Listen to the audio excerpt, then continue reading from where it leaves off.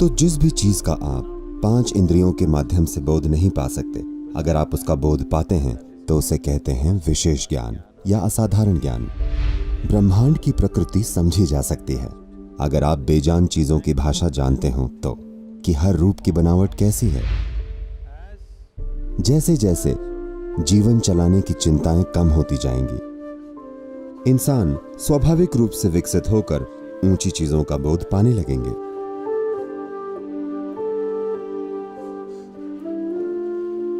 योगिक system में इंसानी machine को ऐसे देखते हैं।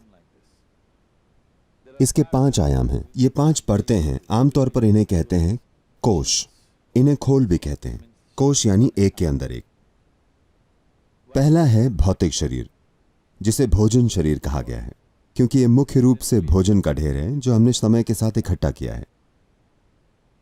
अगले का नाम है मानसिक शरीर, क्योंकि हम शरीर की हर कोशिका से बुद्धिमानी जोड़ते हैं। There is more memory and intelligence in each molecule of DNA. DNA के हर अणु में उससे ज्यादा याददाश्त और बुद्धिमानी है जितनी आप अपने दिमाग से समझ सकते हैं। तीसरी परत है ऊर्जा शरीर। इसके 3 बुनियादी आयाम हैं, लेकिन ज्यादातर लोग पहले 2 का ही अनुभव करते हैं, बायां और दायां, जिसमें 36,000 दाईं ओर और 36,000 बाईं ओर मार्ग या चैनल हैं, जिन्हें नाड़ियां कहा जाता है, और जो 114 अलग अलग मुख्य बिंदुओं पर मिलती है, और इन बिंदुओं को संभावनाओं के रूप में देखा जाता है। तो योग विद्या से इन 114 के भूगोल को या शरीर की ऊर्जा की बनावट को पहचाना गया है कि आप इस बनावट का इस्तेमाल करके इंसानी मशीन की सीमाओं से परे कैसे जा सकते हैं। चौथी परत का नाम है विज्ञानमय कोश। विज्ञान शब्द का मतलब है, ये 2 शब्दों से बना है, विशेष ज्ञान। ज्ञान मतलब जानना या जानकारी, विशेष मतलब जानने का असाधारण तरीका।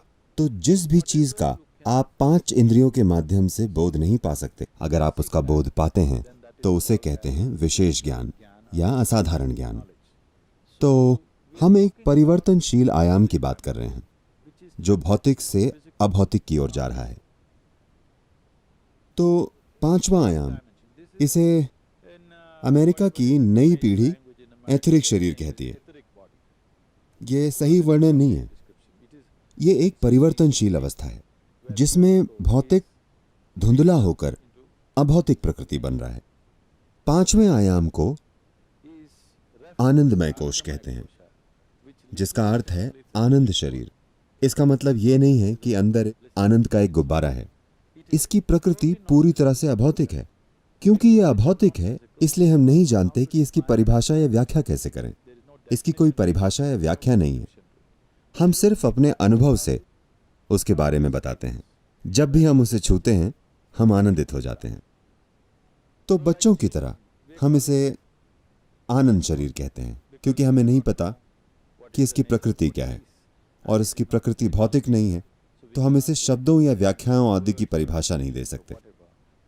इस आयाम में जाना ही योग की पूरी प्रक्रिया है, क्योंकि इस अभौतिक आयाम को हमारे अनुभव के आधार पर आगे और भी श्रेणियां दी गई हैं कि आप उसमें कितनी गहराई से शामिल हैं। कहा जाता है,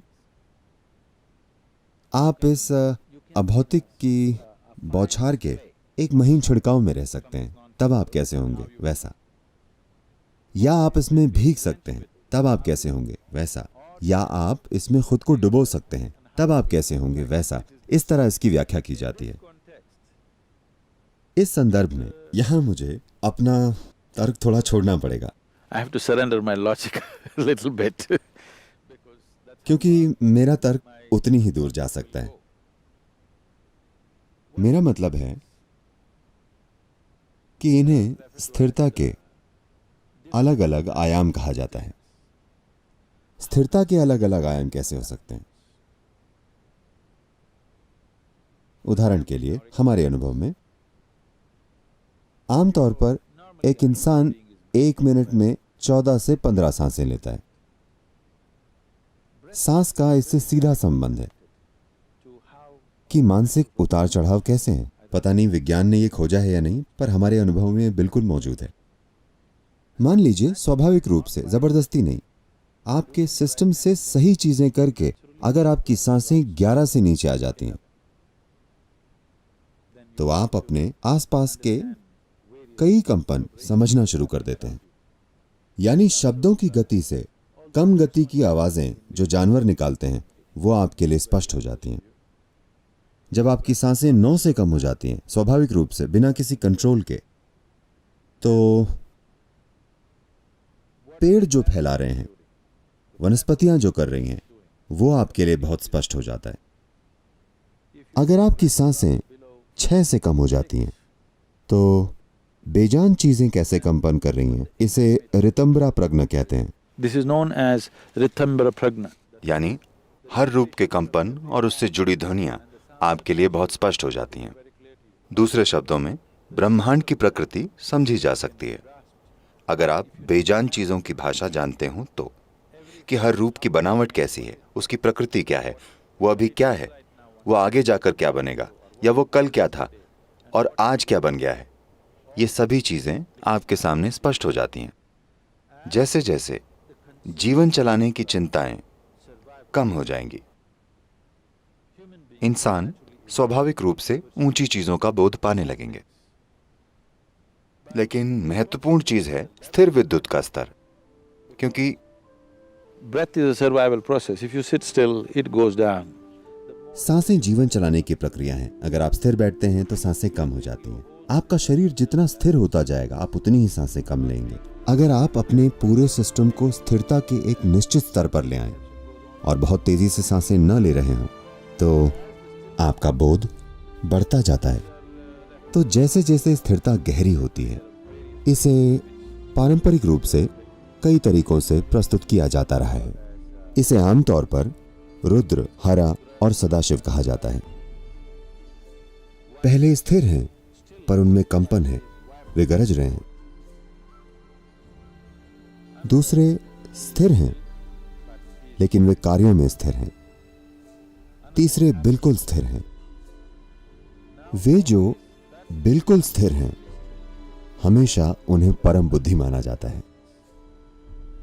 बाकी की हर चीज सक्रिय होने की चिंता में अपनी बुद्धि खो रही है एक निश्चित स्तर पर सक्रिय होने के लिए, लेकिन वो जो बिल्कुल स्थिर है उसे सबसे ऊंची बुद्धि माना जाता है। सिर्फ पूर्वी रहस्यवाद में ही सृष्टि के स्रोत को हमेशा सबसे ऊंची बुद्धि माना जाता है।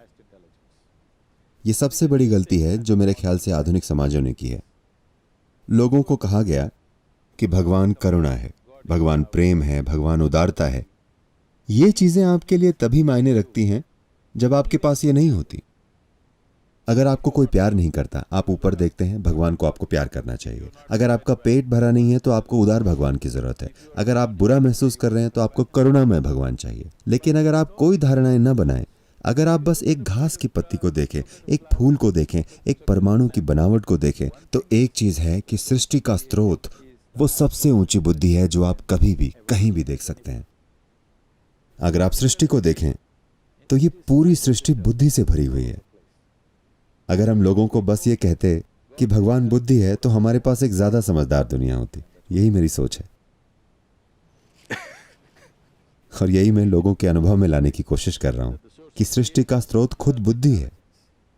अगर आप ये पहचाने तो आप वैसा बनने की कोशिश करेंगे।